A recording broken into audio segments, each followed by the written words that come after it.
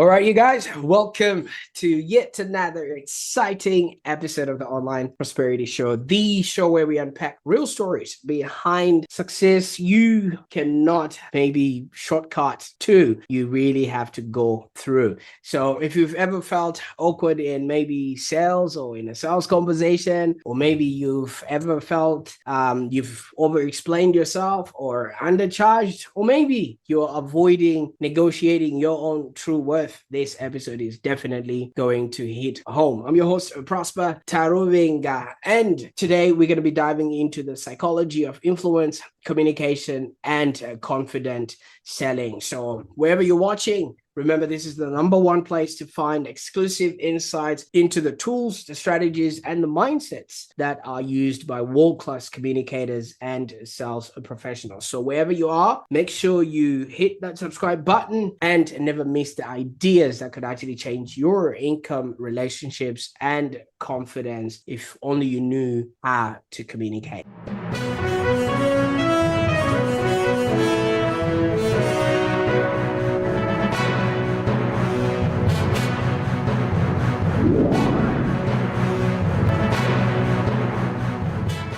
Now, guys, today I'm really excited because we are joined by Brandon Yager, the founder of Yager Training and Master NLP Coach, who helps entrepreneurs master the high stakes of conversations and so that they can negotiate like pros and sell with confidence. Obviously, without feeling pushy, fake, or uncomfortable. Now, Brandon, welcome to the show. Prosper, thank you for having me. This is going to be fun. Thank you so much. Absolutely. I absolutely love what it is that you are all about, because at any given moment, we are always selling. We're selling ourselves in order for us to execute on certain things. So I can't wait to see what you've mastered along the way and how you're utilizing sales as a strategy that people can actually be doing have a happier existence. Now, I also got to say, Brandon, you are teaching people to negotiate like champions, but you've also admitted that the one person you still can't out negotiate is Deb. How's that so? Yeah, it was quite the sale. So we actually met in an NLP training in 2013. So we've been together for going on 13 years this year. And I just gotten out of an unhealthy relationship. I was there to focus on my real estate business.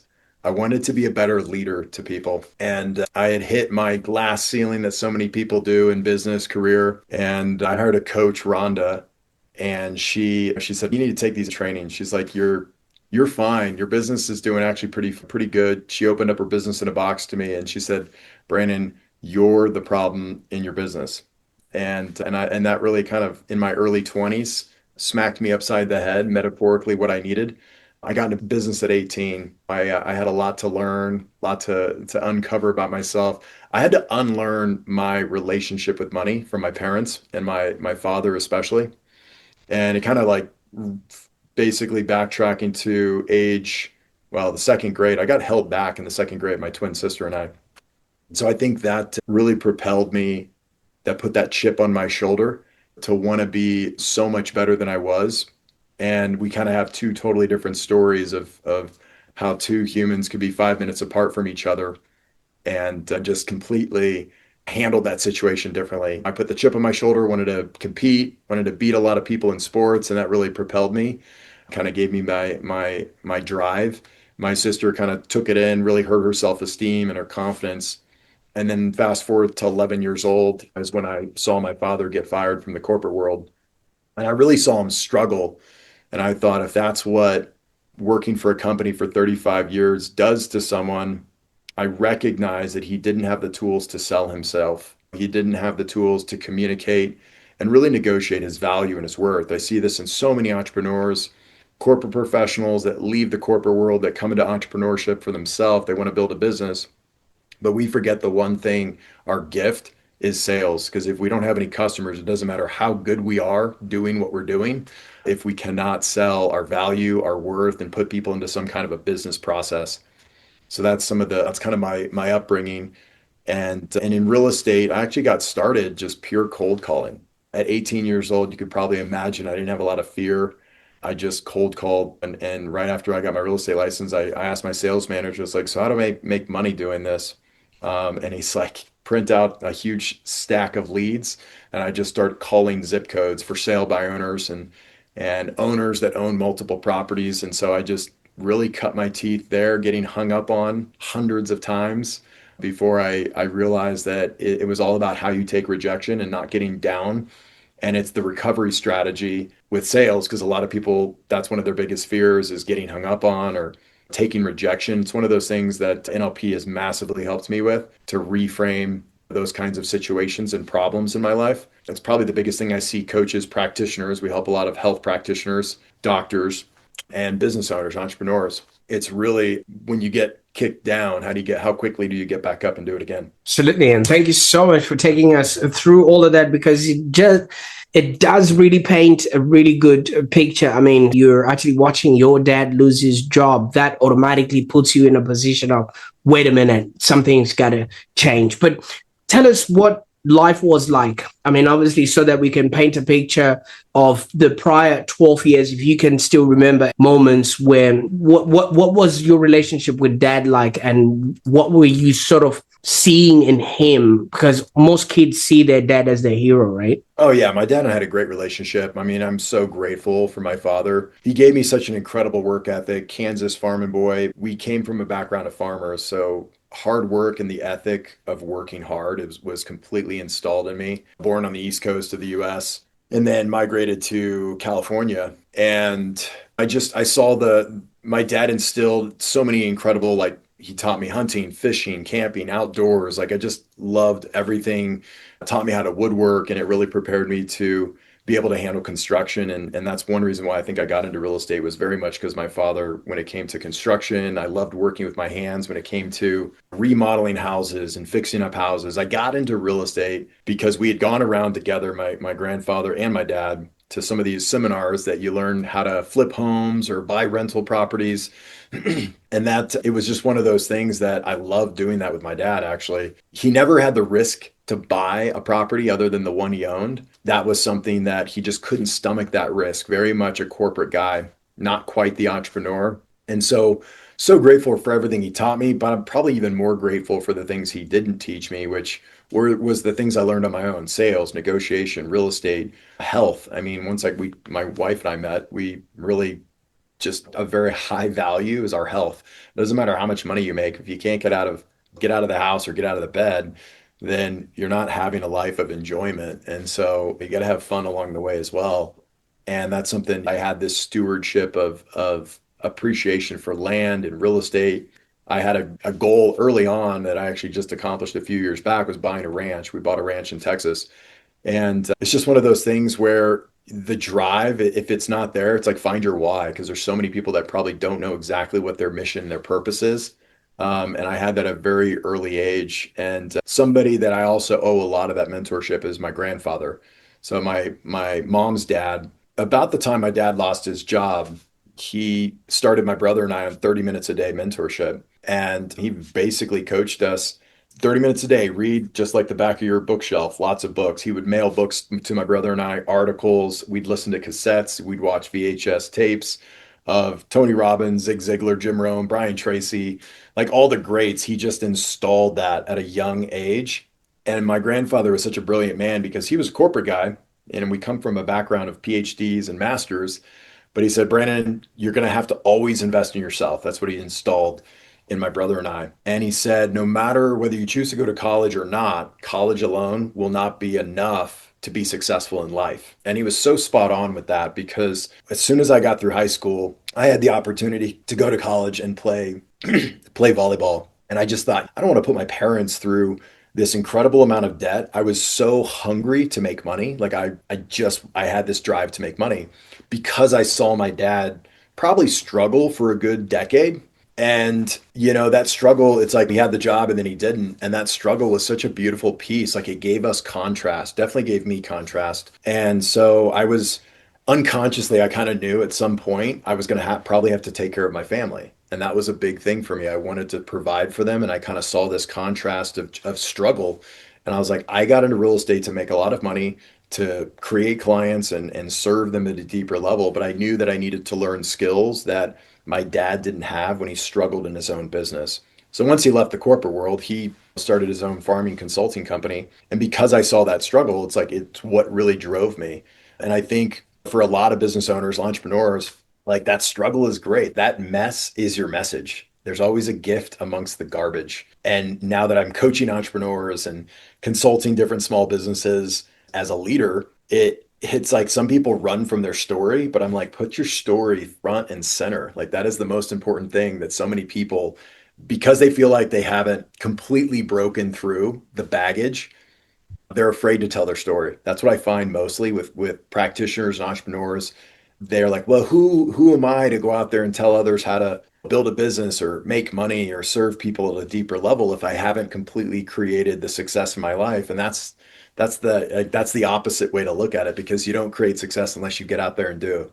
And that taking action piece is something that I think so many people struggle with because of fear, imposter syndrome, perfectionism, failing to launch, fear of success, fear of failure.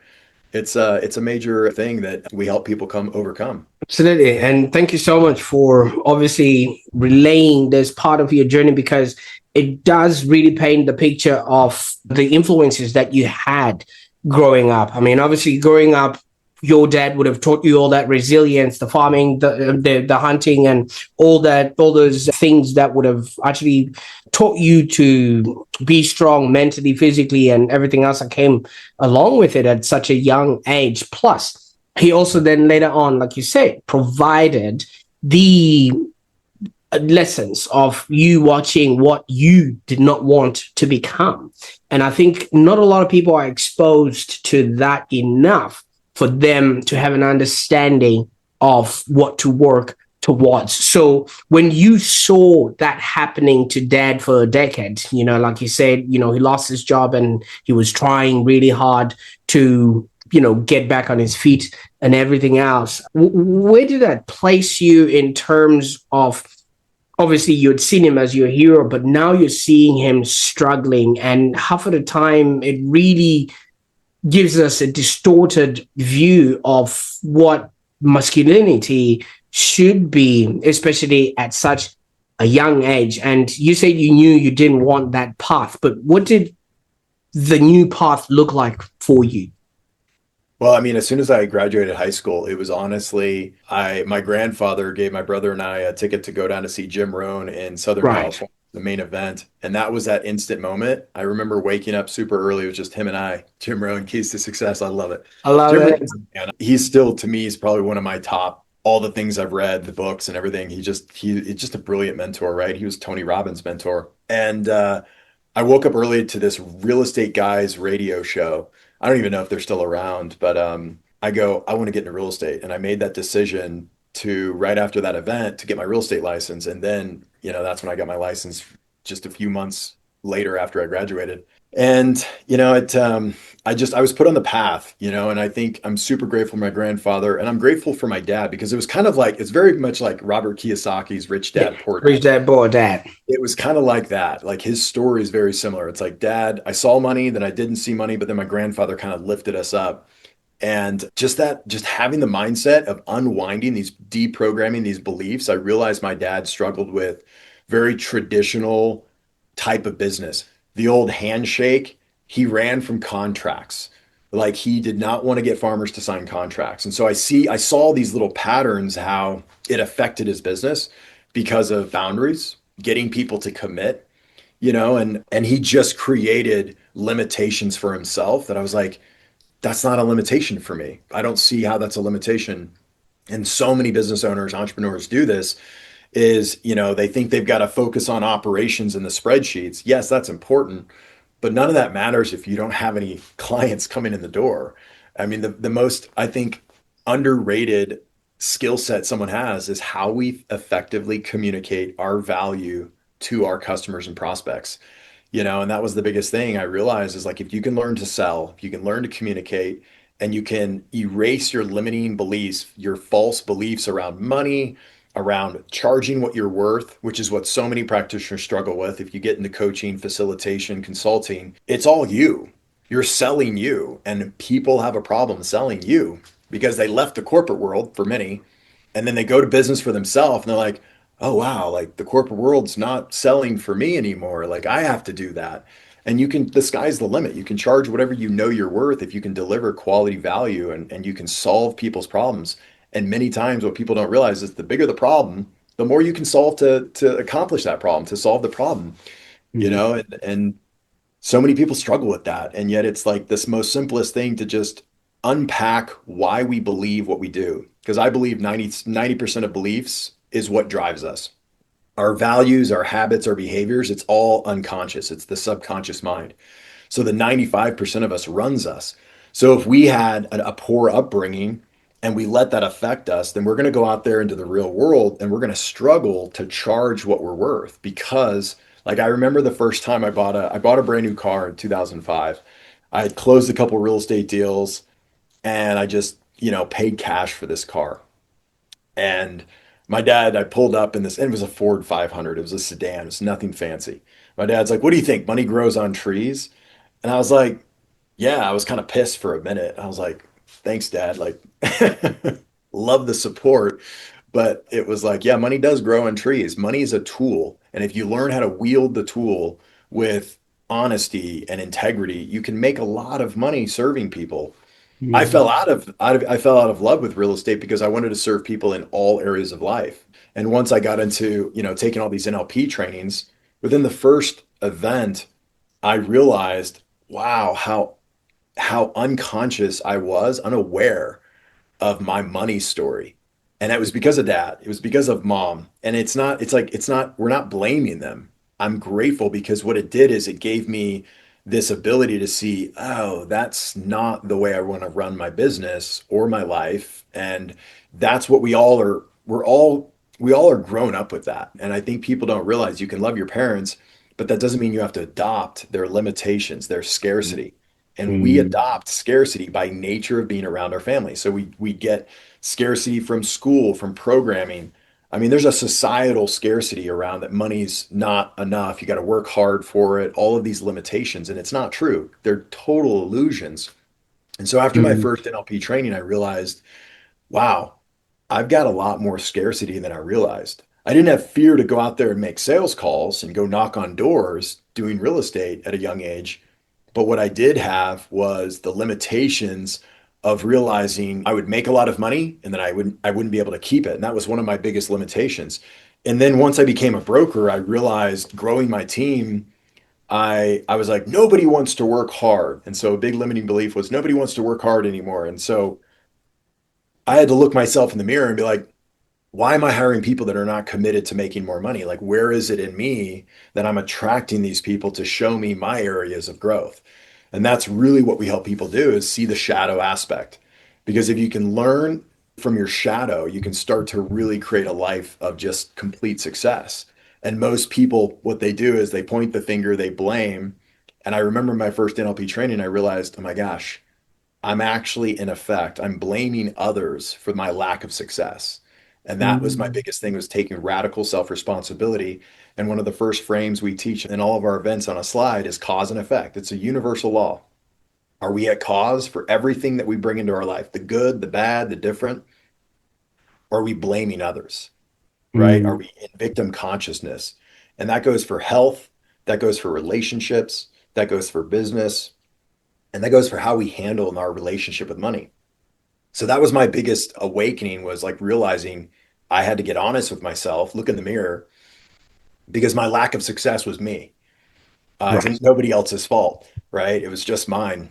And within 90 days of taking my first training, I put $100,000 of commissions on in escrow. I'd just gotten out of an unhealthy relationship. She wanted nothing to do with personal growth. So I was like, that's done. That's not going to go anywhere. And then I made a bunch of money because for the first time, I was really clear. I was clear in how I communicated because I cleared out a lot of my baggage, blaming my sister for stuff, resentment, all these things. What we don't realize, it stacks upon. And then before you know it, it's draining us and leaking energy. And so we can't focus on what we know we need to do. That's really what it comes down to. Absolutely. And thank you so much for that, because the one thing that I'm picking up on that is ownership. When you take ownership of who you are becoming and your actions and things of that nature, then obviously, if you're not going in the direction that you want, you can self correct instead of blaming other people for whatever circumstances that you're in, and looking at your upbringing and things of that nature, you had every right to blame it on your dad, who maybe would not have shown you a better way pretty much after that. But you took ownership on yourself. And like at age 18, you started this real estate business, which went on and did things for you. But I want to come back to the part where you kept noticing these things that you wanted to unlearn. So there's one thing here, Brandon. Fish don't see the water that they swim in. And obviously you were noticing that money was coming in, but it didn't stay. Did you notice maybe at that time, or maybe in retrospect, the beliefs or the habits that were secretly sabotaging you at that particular time? Because so many people might actually be doing well. And like, as you said, but the money is coming in and they have got nothing to show for it. Absolutely. Well, that was the benefit of hiring a coach, Rhonda. So my first 5 years in real estate, I hit an early level of success, but then I couldn't break through this $500,000 mark. And I was like, I want to make $1 million. Why can't I'm like, I'm setting my goal at a 500,000. I'm falling just short of that. And she lovingly called me out. That is the reason why you hire a coach, because I would have spun my wheels, probably wasting another 3 or 4 years. And she's like, you're telling yourself a story.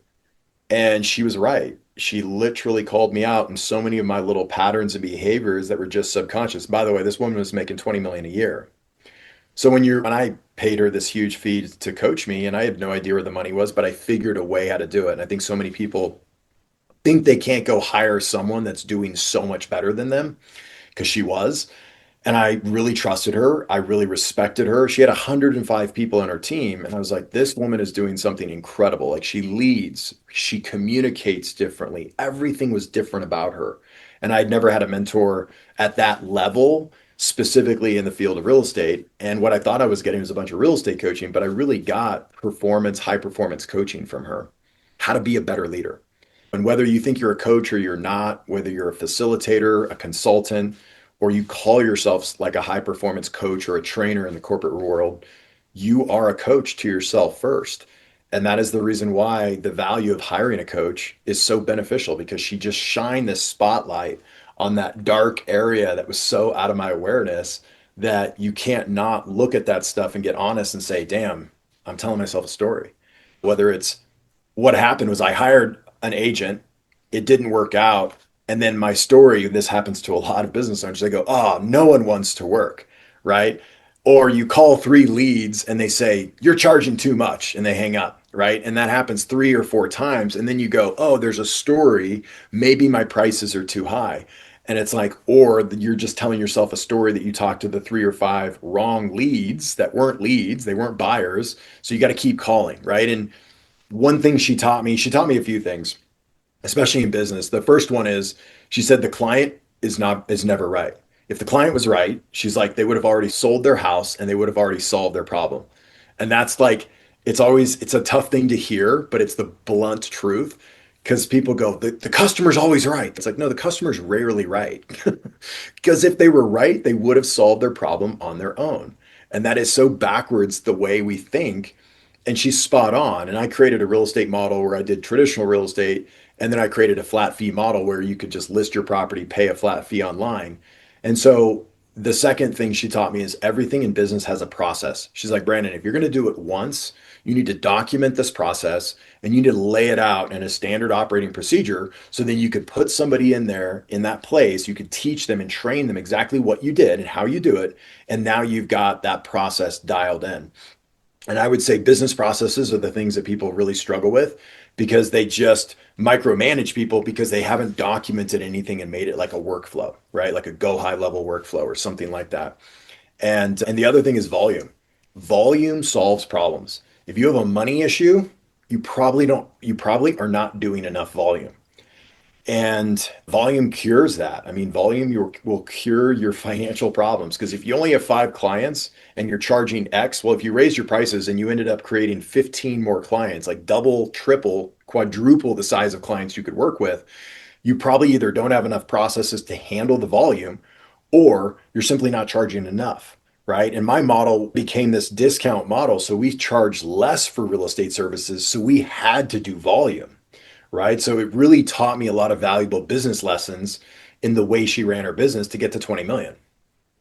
Absolutely. And if somebody's making that kind of money and is obviously doing well, all you got to do is listen.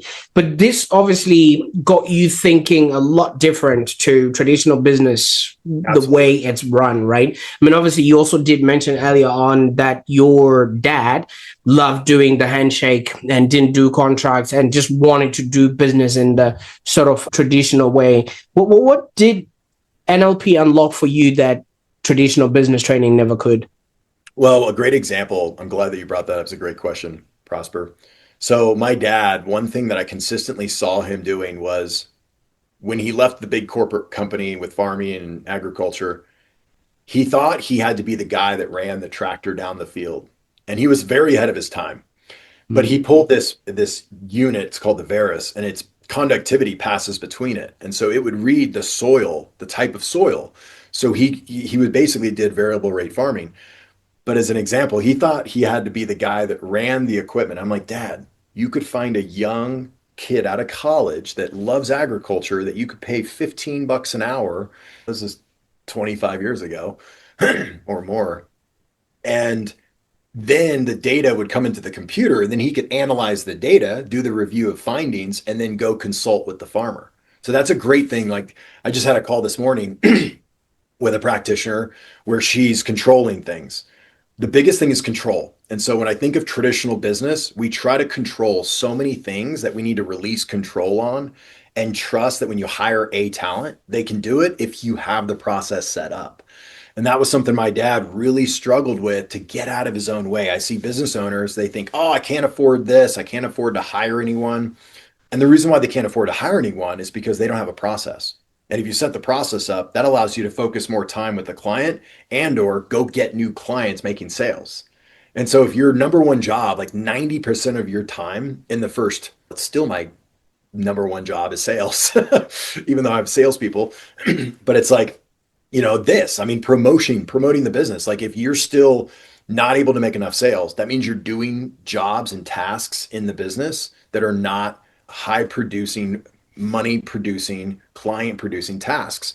And if you're face to face with clients all the time, then you ought to be asking for referrals. So that is a sale coming in, right? You're asking for referrals because you've given such quality service. And I think that's the biggest thing business owners do is they choke their business because they haven't put they haven't put a process in place, then they haven't put someone in place to run that process. So that, again, you can focus on sales and client deliverables, which is far more important than anything else you could possibly doing. And a lot of people get buried by bookkeeping and the spreadsheets. But now you can hire people, contractors all over the world, that can do stuff for $300 to $500 a month.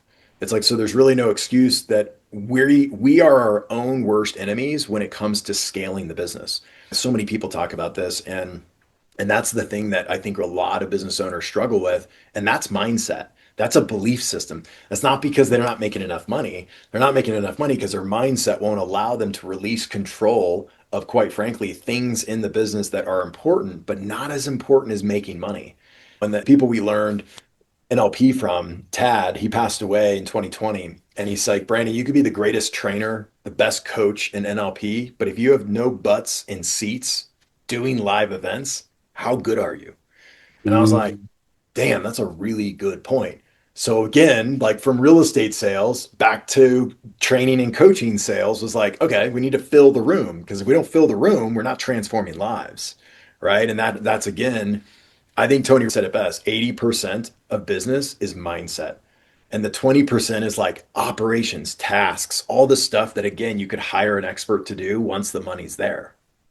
I like that. And I mean, obviously, so many things were said in that sort of response. But what I really caught on there is the work that needs to be done in order for us to have businesses that are profitable and enjoyable. And one thing that you also mentioned was how Rhonda, your coach, right, was one of those people that had a large team and was really good at communication. Now, what I know in life is we only sport things that we already have inherently within ourselves. So the fact that you sported that communication gift, it means you also have that or can enhance on that. So when you discovered your gift of communication, you went on and you started utilizing it, and maybe Deb can actually attest to that.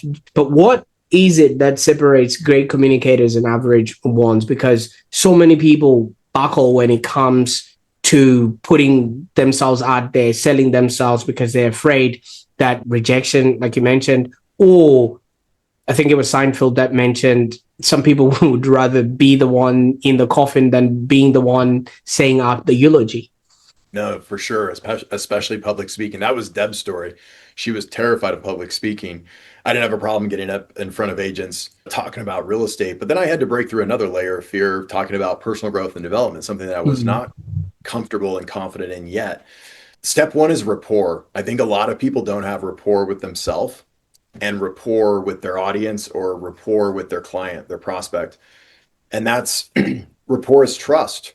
Rapport is awareness. It's a level of vulnerability that gets the client to open up, drop the guard. And so you can get to the questions layered, layering in those questions that can actually better understand what the client's looking for and how to serve them. And I think a lot of people have more rapport with clients than they think, but then they have a fear, I can't say the wrong thing, or I could never say that, like objection handling skills. If you have enough rapport, you can say anything that's going to move the client forward if you're focused on the client's goals.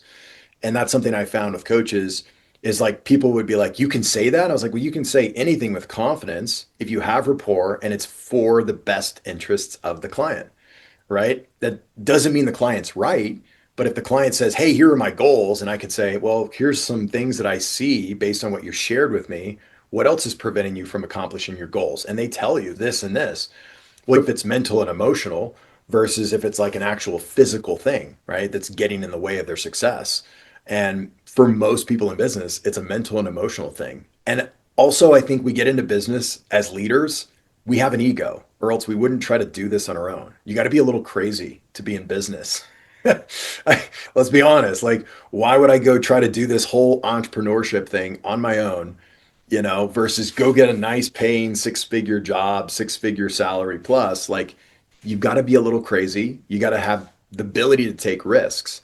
And so with communication, to me, the one thing I was, even at a young age, even if I didn't know much about real estate, I was confident that I would study and figure it out as I went.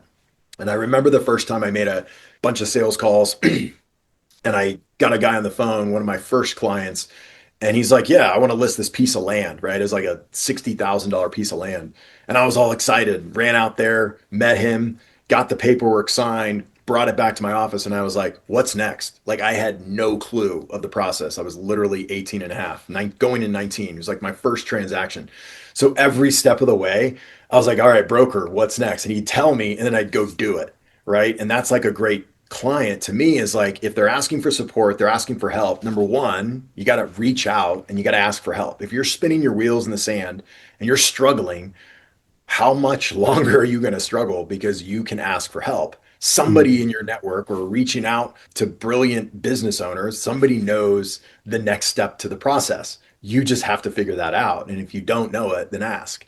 And so I remember I got the listing agreement signed and I brought it back to the office. He's like, now what? And he's like, get the disclosures done. And I'm like, okay, what are those? And then he took me through the checklist, right? And then I'm like, okay, highlighted where the client signs, ran back out there next day, got everything signed, brought it back, right? So it's just like, if you don't know the process, communicate, hey, by the way, I don't know.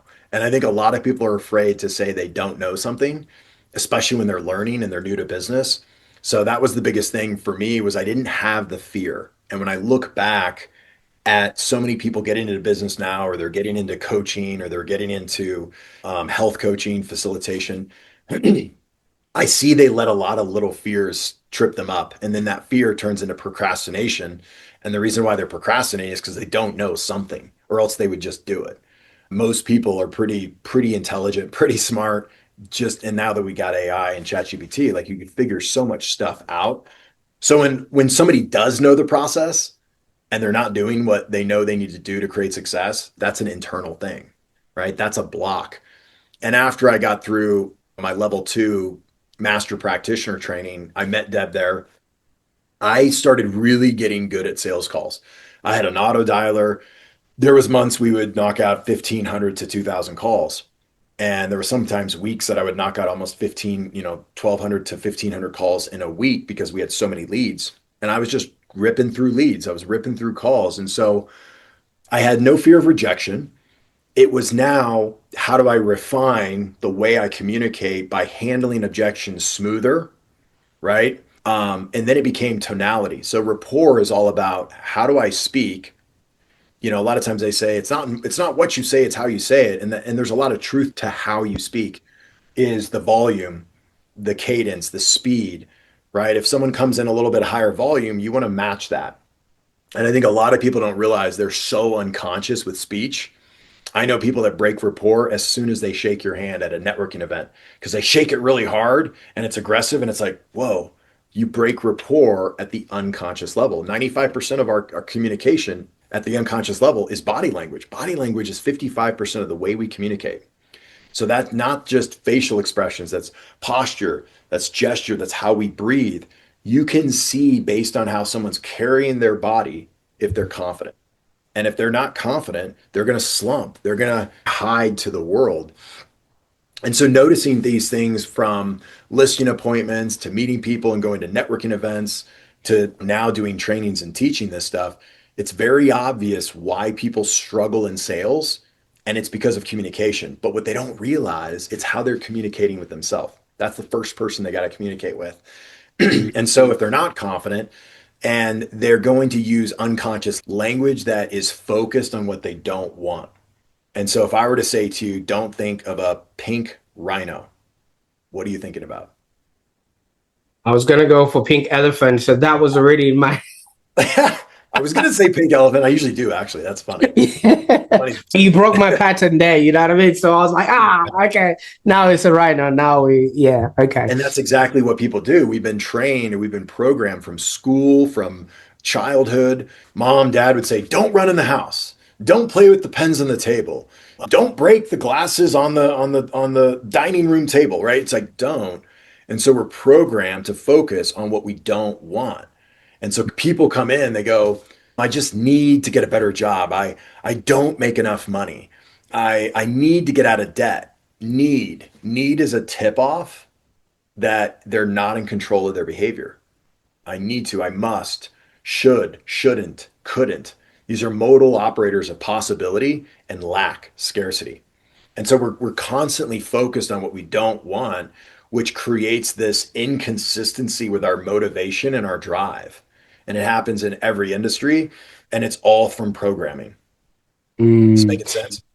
Absolutely. And I like that. And speaking of programming, I mean, obviously, this is something that you say you're a level 2 master in NLP and things of that nature. And we spoke about pattern breaks and the needs, the shoulds. I think it's Tony Robbins that said, shoot all over yourself or things of that nature. But I just wanted to posit a question here. Some people would think maybe now that you've got this level of knowledge, and especially with NLP as the baseline of it, it's borderline manipulation. What's the truth that a lot of people misunderstand about this? It's a great question.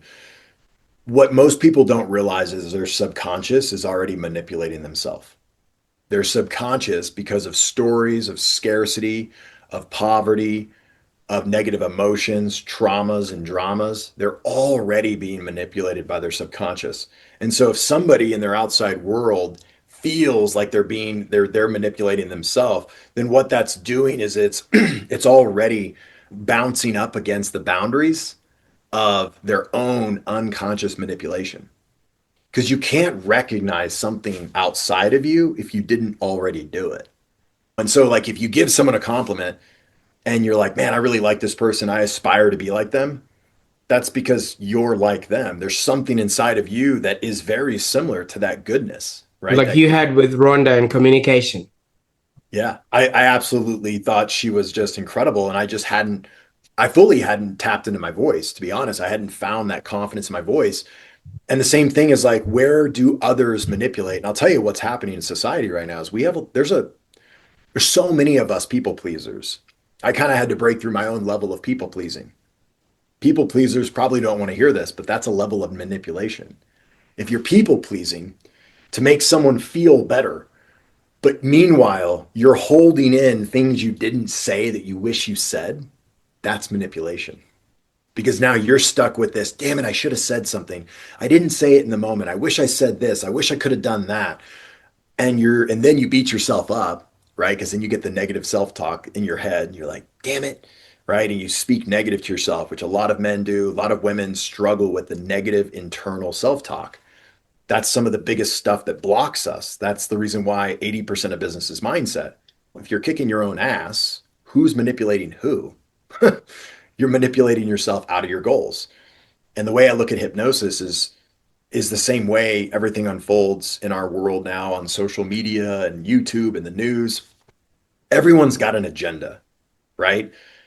Now you have to seek out the things that fit into your agenda with your goals, your values, and your belief systems. And if it feels good, then do it. If it doesn't, then enforce a boundary and say, no, I don't want to do this thing, right? Or tell this person, hey, I appreciate the offer, but I've got other plans. And so many people don't realize the manipulation is because they haven't cleared out their own story from someone in their life, probably a parent, probably a brother or a sister, who didn't, as brothers and sisters, I mean, I have a twin sister and an older brother, who didn't try to manipulate a younger brother or younger or older sister, right? So manipulation is a story we're telling ourselves.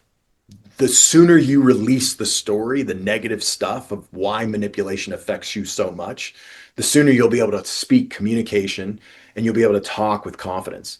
And when you can speak with confidence, you're not manipulating people because you're like, hey, if this isn't a fit for you, either way, I'm okay. I just want what's best for you. And knowing what I've seen successful people do is those people that make decisions faster tend to create more success, right? And I'm okay if it's a no.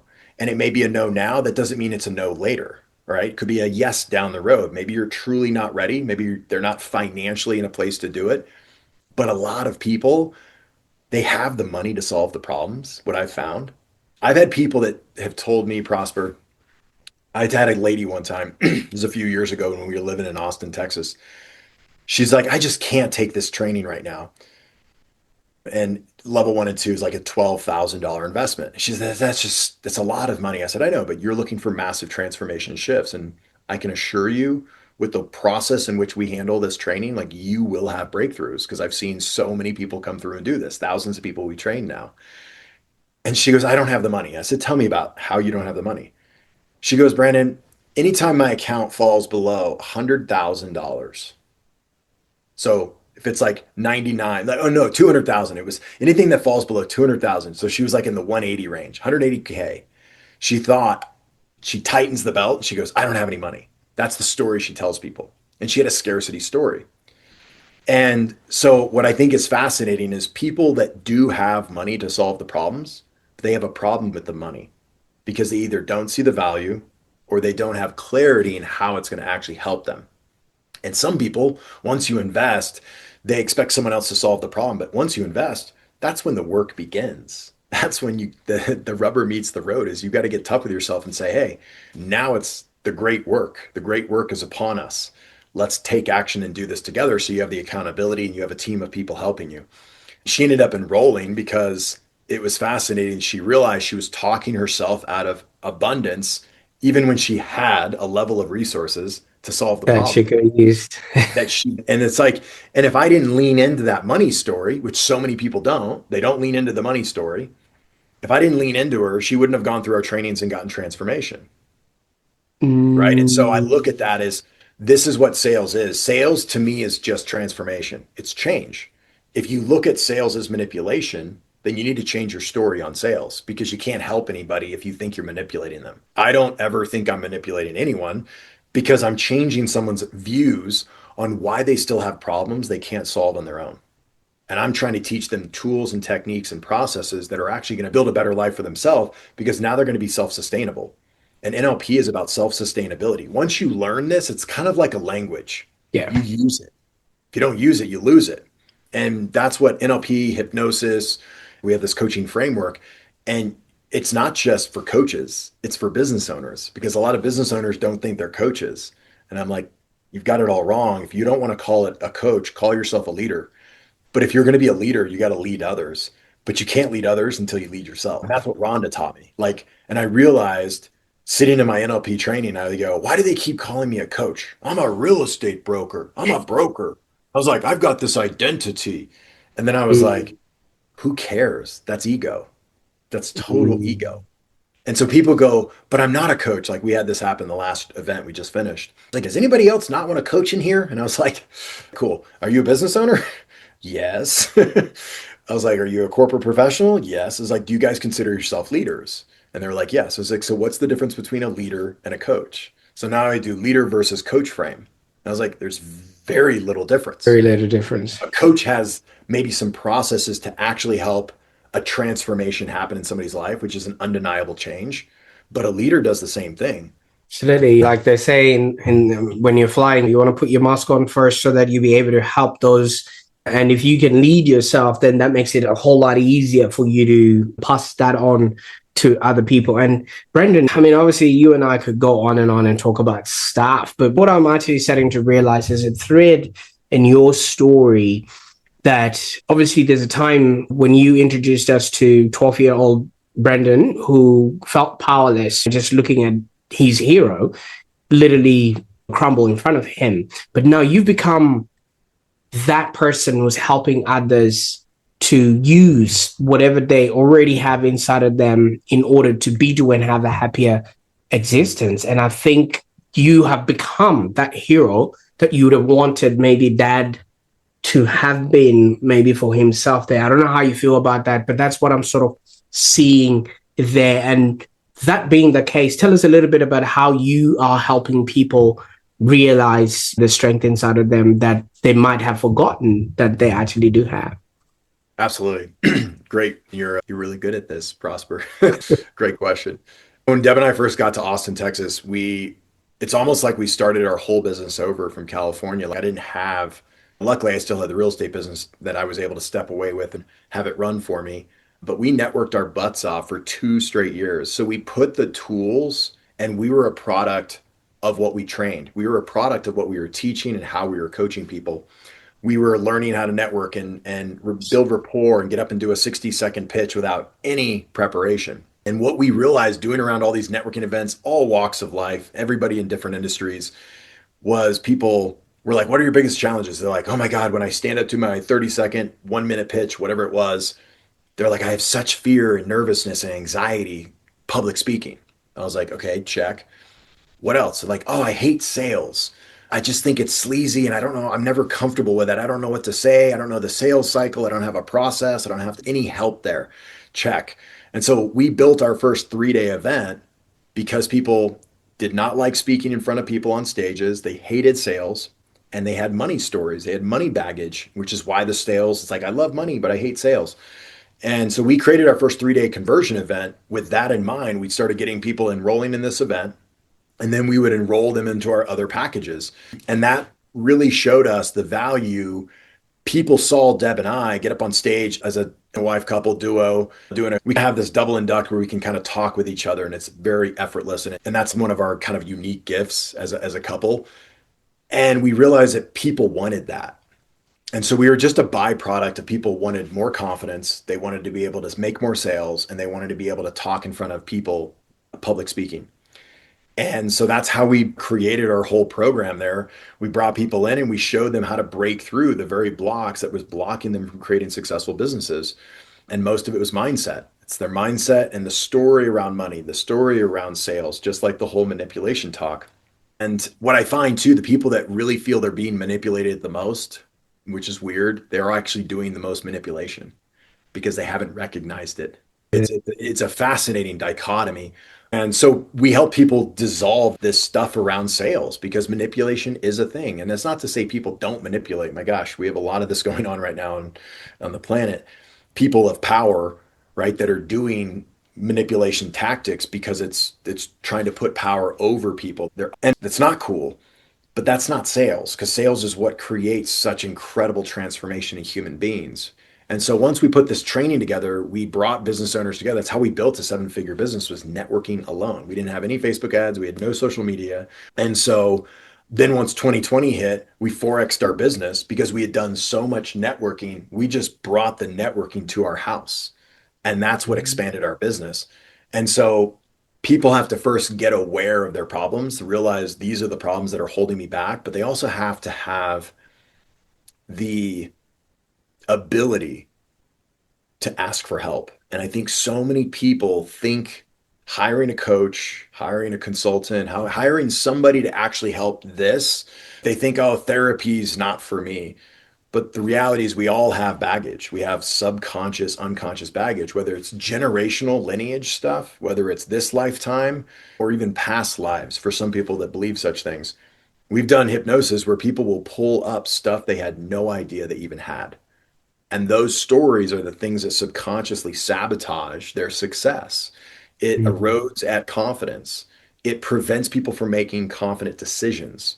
And so for those that are stuck, they're struggling in their business, maybe they're going at it 3 years, 5 years, and like, I should be making more money, right? Maybe they're shaming themselves, feeling guilty that they're not further along the path.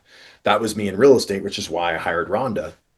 Those are the kinds of people that, if we can just muster up the bravery and the courage to go out there and do something about it. After I hired Rhonda, within a year is when I hit my first million. And she didn't charge me $1 million. She charged me 25 grand. And so if you ask me, would I pay that again to go hit $1 million? Absolutely. And so people will spin their wheels in the sand trying to do it on their own, do it all alone out of ego, instead of just go hire someone, a good coach that can help them see a new perspective on money, sales, negotiation, building a business, processes, systems. But the problem is, most of us are in our own way.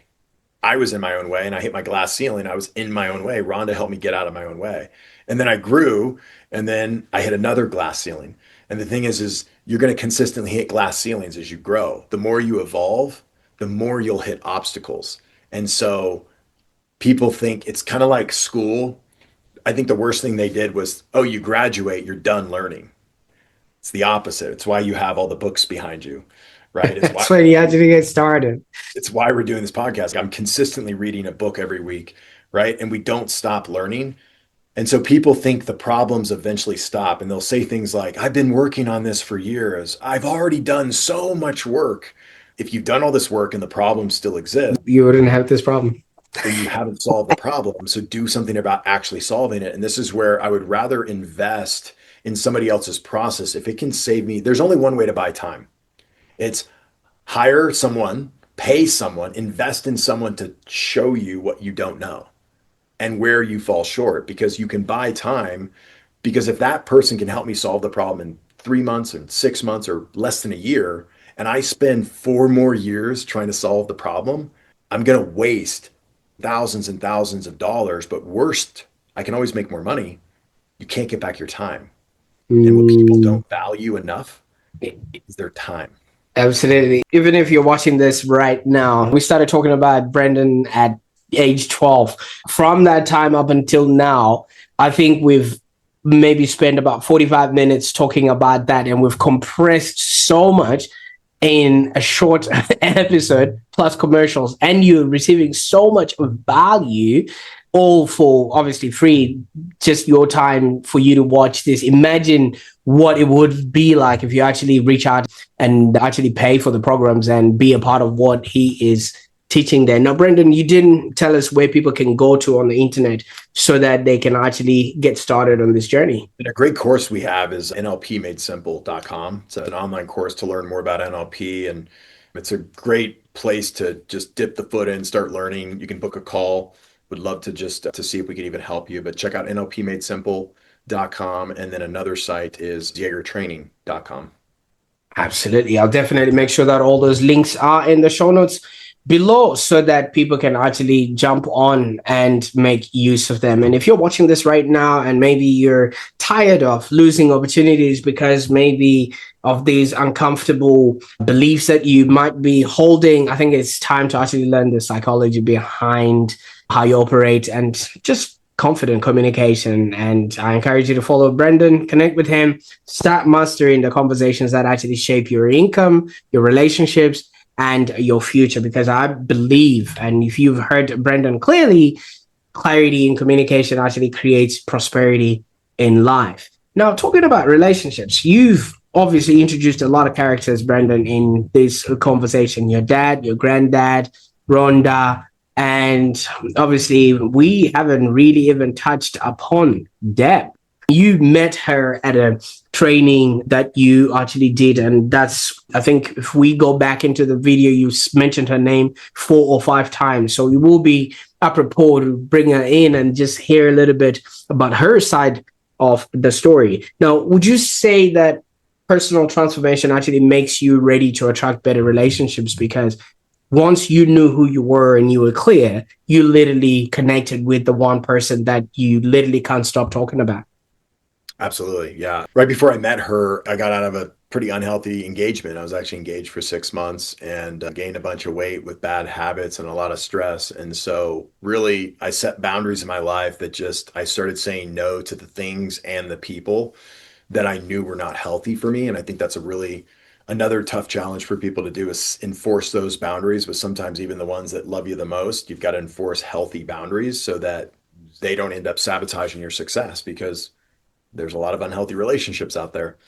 Deb really, we had to have her on. Like, honestly, let's do another podcast with her, you and I and her. I held space for her and she overcame addiction and drugs and drinking and all kinds of things from her crazy world of living in Las Vegas for a decade. And she did the work though. I just held space for her to be able to heal. And I knew deep down that if I can hold space for her and she does the work and heals, we'll be doing this work together. And I wanted to find my queen, my partner that wanted to build an empire with me around personal growth and development and these trainings and the retreats that we now do. And it is kind of a, I mean, it's a beautiful love story of meeting when she was down and out and I was just getting confidence back and getting to myself. And we just both didn't expect to meet the right people or even meet each other.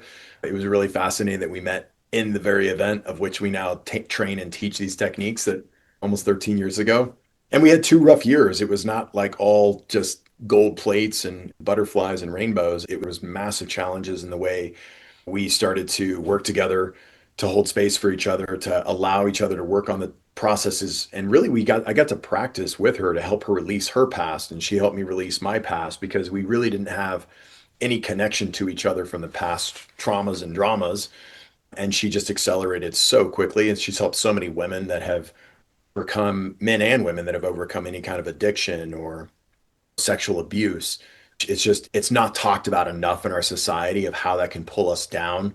We see people struggling in business and it has nothing to do with business. It has to do with personal stuff.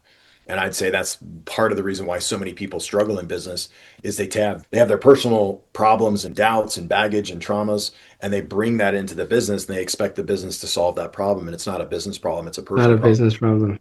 which is why I think coaching is so important. If you find the right coach and you clear that stuff out, you can very quickly, you can create success in 1 year. We have people within 2 years of doing multiple events with us and coaching one-on-one with different coaches on our team. You can create massive success. I mean, what you would think people could create in 10 years, they could create in 1 to 2 years if they just focus, get committed, and get serious about the growth. Absolutely. Now, Brandon, I can't thank you enough for the time that you spend with us today. I mean, your life story and your experience have so much value for whoever is listening and watching. And I really hope people are going to click the links in the show notes so that they can actually get to learn a little bit more about what you guys are working on and how you can actually help them live a happier existence. So thank you so much, my man. Thank you so much, Prosper. Thanks for having me on. This is fun. Let's do it again. Absolutely. What an incredible journey. I mean, you inherited fear and you intentionally grew, and now you're mastering communication and influence and love of your life. And I think your story just reminds us that conversations that we usually avoid are often the gateways to the life that we actually want. And most of the things that we see in other people are exactly what it is that we already have inside of us. So if this episode made you think a little bit maybe differently about confidence, sales, or communication, I also encourage you to share this with somebody who struggles to speak up for their value, and maybe tag somebody in the comments who actually needs the courage to go through any tough conversations that they might actually need in order to shape and change their life. And don't forget to subscribe so you can never miss out on any of the insights that will help you upgrade your mindset and income. Because in our next episode, we're going to be exploring ideas and perspectives that can help you build a happier existence. I don't know what you're going to do with this information today, but I know that success without fulfillment is just a lot of noise. And I hope this has actually created a space inside of you that you can actually build upon. Until next time, keep growing, keep communicating, and keep owning your power. Bye for now.